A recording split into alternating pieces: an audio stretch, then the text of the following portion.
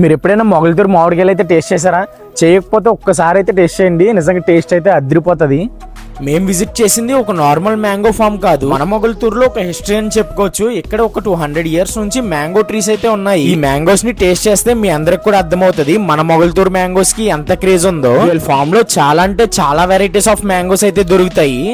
రకాలంటే ఒక రకమేంటి, చాలా రకాలు ఉంటాయి. మీకు బాగా ఇదైతే ఇప్పుడు ప్రస్తుతానికి బాగా ఫేమస్ అయింది అయితే పండూరి. మళ్ళీ నేను కొత్తపల్లి కొబ్బరి కూడా పండు కూడా ఆవకాయకే బాగుంటుంది, పండు కూడా చాలా బాగుంటుంది.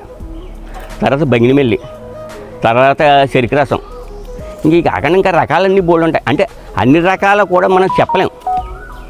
ఇప్పుడు ఈ చెట్టు ఉంది మీకు మావకాయకి బాగా ఫేమస్. మరి మీరు పండు చూస్తే చూడండి, మరి పండు చూస్తేనే మరి మర్చిపోద్ది మీకు ఇది కలర్ కానీ అది కానీ.